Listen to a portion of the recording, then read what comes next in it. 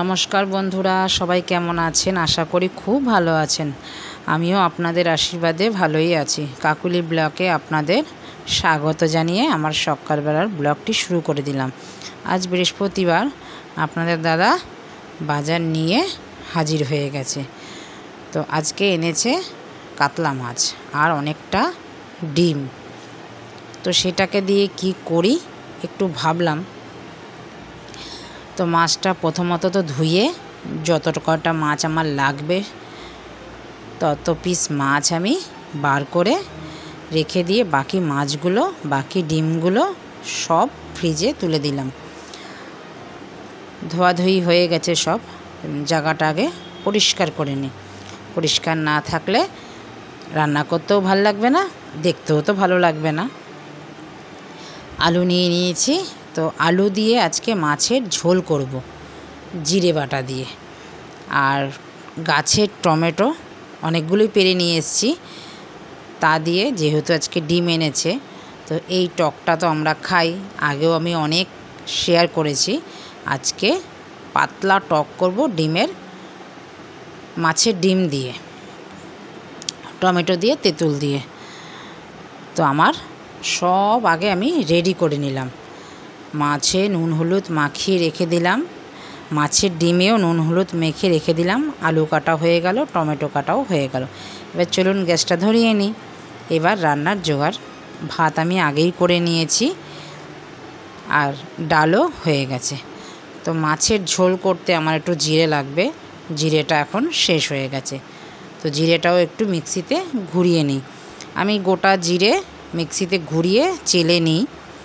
তো আগে চলুন টকটা দিয়ে, টকটা সাতলাবো, দিয়ে তারপরে মিক্সিতে ঘোরাতে যাব। এটা তো সময় লাগবে। সর্ষে আর শুকনো লঙ্কা ফোড়নে দিয়ে ডিমগুলো দিয়ে দিলাম। ডিমগুলো একটু ওলটপালট করে ভাজা ভাজা করে নিলাম। এবার দিয়ে দেব টমেটো যে কেটে রেখেছি, এই টমেটোগুলো। এই টকটা খেতে কিন্তু খুব ভাল লাগে, আর গরমকালে তো খেতে খুবই ভাল লাগে। আমরা কিন্তু খুব ভালোবাসি এই টকটা, আমার মেয়েও ভালোবাসে, আমিও খুব ভালোবাসি। দিয়ে দিলাম টমেটোগুলো সব। দেওয়ার পরে একটু নুন দিয়ে দিলাম, একটু সামান্য হলুদ দিলাম, একদম অতি সামান্য। এবার একটু তেঁতুল দিয়ে দিলাম, ধুয়ে রেখেছিলাম তেঁতুলটা। এবার একটু ভালো করে সব মিলিয়ে মিশিয়ে নেড়ে একটু ঢেকে দেব। ওইখানে তো কেটলিতে গরম জল ফোটাতে দিয়ে দিয়েছি, গরম জল ফুটে গেছে। আর এখানেও টমেটো বেশ আধে ভাজা হয়েও গেছে। এবার দিয়ে দিলাম জল, বেশ অনেকটাই জল দেব, এটা একদম পাতলা টক হয়। দেখুন দিয়ে দিলাম কড়াই ভর্তি করে। এটা এবার ঢেকে দিয়ে ফুটতে দেব 10 মিনিট। সব সেদ্ধ হয়ে টকটাও তেঁতুলের থেকে বেরিয়ে যাবে। একটু সামান্য চিনি দিয়ে দিলাম, একটু নাড়া দিয়ে আবারও ঢেকে দিচ্ছি। এবার চলুন জিরেটা যে গুঁড়ো করেছি এটাকে চেলে নিয়ে ভালোই হয়। আর বাজারের কেনা জিরে থেকে না, এই জিরেটা বেশ তরকারিতে দিলে আমার তো মনে হয় বেশ ভালো লাগে। গন্ধটা, জিরের যে আসল গন্ধটা, সেই গন্ধটা পাওয়া যায়। তো আমি কিন্তু একদম মিহি করেই গুঁড়ো করেছি, আর এখন চেলে নিচ্ছি। আরও মিহি হয়ে যাবে, একদম দোকানের মতনই লাগবে। আর বাকি যেটা থাকবে, একটু শ্বাস থাকে জিরের মধ্যে, তো সেটা রেখে দেবো।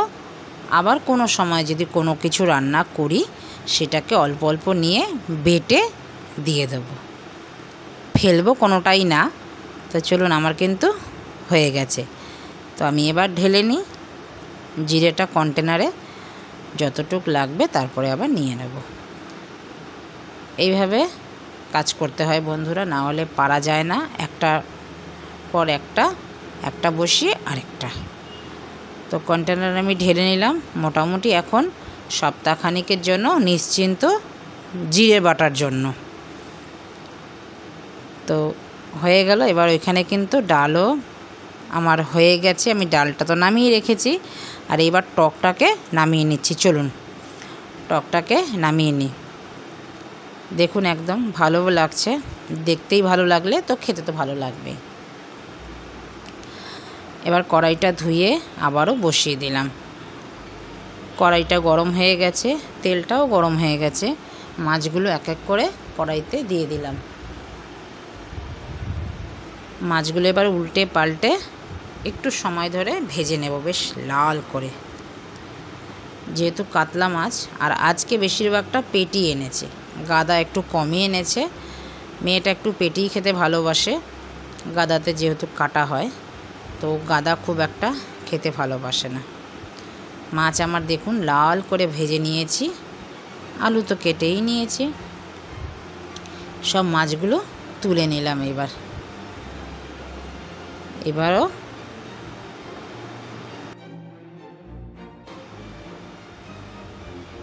আরও 2 পিস মাছ ছিল, সেটাকেও পুরো এক এক করে দিয়ে দিলাম। এটাও ভেজে তুলে নিলাম। এবার চলুন, তেল তো গরমই আছে, এবার দিয়ে দিই জিরে আর তেজপাতা ফোড়নে। তেজপাতাগুলো আমি কেটে কেটে রেখে দিই। এবার দিয়ে দিলাম আলু। একটা আলুকে 4 ভাগ করেছি, 2টো আলু দিয়েছি। একটু ঢেকে দেই, বেশিক্ষণ সেদ্ধ হতে আলু তো লাগে না। তো নাড়াচাড়া দিয়ে একদম আলু কিন্তু লাল করে ভাজা হয়ে গেছে। এবার দিয়ে দিলাম নুন, দিয়ে দিলাম একটু লঙ্কা বাটা, একটু জিরে বাটা আর একটু হলুদ। এইবার ভালো করে কষাবো সময় ধরে আর অল্প আঁচ দিয়ে। কষাতে কষাতে মশলা যখন হয়ে যাবে, মাঝখানে 2-3 বার নেড়ে দিয়েছি, ঢেকে দিয়েছি, আলু সেদ্ধ হয়ে গেছে, মশলা থেকে তেল ছেড়ে দিয়েছে। এবার গরম জল দিয়ে দেব। যতটুক পরিমাণের আমার ঝোল লাগবে ততটুক পরিমাণেরই জল দেব। ঝোলটাও ফুটে যাবে সঙ্গে সঙ্গে। ঝোলটা খেতে কিন্তু স্বাদ হয় গরম জল দিলে পরে। গরম জল দিয়ে দিলাম। এবার দেখুন ঝোলের কালারটা কিন্তু ভালোই এসছে। আমি লাল লঙ্কা দিইনি, কিন্তু ভালোই আসে কালারটা, ভালো লাগে দেখতে ঝোলটা। এবার দিয়ে দেবো মাছগুলো। ভেজে রেখেছিলাম, ঝোল তো ফুটে গেছে। এবার মাছগুলো দিয়ে এই 2-4 মিনিট ঢেকে মাছগুলো সেদ্ধ হতে দেব, তারপরে নামিয়ে নেব। আজকে বেশি কিছু করলাম না, গরমের মধ্যে রান্না করতে একদম ইচ্ছা করছে না, রান্নাঘরে যেতেই ইচ্ছা করে না, মনে হয় না খেয়ে শুয়ে থাকি তাও ভালো, কিন্তু পেট তো মানবে না। দিয়ে দিলাম গুঁড়ো গরম মশলা। এবার চলুন তরকারি আমি নামিয়ে নিই। মাছের ঝোল আমার হয়ে গেছে, একটু নেড়ে নিলাম। চলুন বন্ধুরা, এবার আমার ঝোল কিন্তু হয়ে গেল, এবার নামিয়ে নিই। আজকে যেহেতু বৃহস্পতিবার, তো প্রচুর কাজ এখনও বাকি আছে। মেয়েও আবার 12টার মধ্যে বাড়ি চলে আসবে। তো আমার ঝোল কিন্তু নামানো হয়ে গেল। চান করে পুজো দিয়ে ফলটাকে এবার কেটে নিচ্ছি। মেয়ে এক্ষুনি চলে আসবে, প্রায় এখন 12টা বেজে গেছে।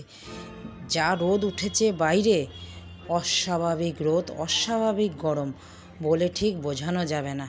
তো আমার বাকি কাজগুলো সব হয়ে গেছে। মেয়ে আসলে পরে ওকে আগে চান করিয়েই তারপরে ওকে ফলটাকে কেটে রাখি, কেটে একটু ফ্রিজে ঢুকিয়ে রাখি। কেন ফলটা একটু ঠান্ডা হলে, ফলও জানেন বন্ধুরা গরম হয়ে যাচ্ছে, মানে আমি আশ্চর্য হয়ে যাচ্ছি, ফলও ধরলে পরে গরম। তো মেয়েও চলে এসেছে চান টান করে, আপনাদের দাদাও বসে গেছে, মেয়েও বসে গেছে। মেয়ে এখন একটু ফল খাক আগে, তারপরে 2টোর সময় আমরা আবার দুপুরের খাবার খাবো। আমিও খেয়ে নিই, চলুন। দাদাও খাচ্ছে, দাদা আর বলেছে বেরোবে না, না এত রোদ্দুর, দাদাও আর বেরোতে পারছে না। তো বন্ধুরা, ভিডিওটা কেমন লাগলো আপনাদের? যদি ভালো লেগে থাকে লাইক কমেন্ট শেয়ার করতে কিন্তু ভুলবেন না। আর ইউটিউব থেকে দেখলে চ্যানেলটিকে সাবস্ক্রাইব করে রাখবেন, পাশে যে বেল আইকনটি আছে সেটাকে প্রেস করে রাখবেন। এই রকম ভিডিও যখন আমি আপলোড দেব, সববার আগে আপনাদের নোটিফিকেশান পৌঁছে যাবে। যে যার মতন সময় যখন হবে তখন ভিডিওটা আপনারা তবে দেখতে পারবেন। তো সবাই ভালো থাকবেন, সুস্থ থাকবেন, দেখা হচ্ছে শিগগিরই নতুন একটি ব্লগে। ততক্ষণে আবারও বলছি, যদি ভিডিওটা ভালো লেগে থাকে লাইক কমেন্ট শেয়ার করে আমার পাশে থাকবেন। নমস্কার, টাটা।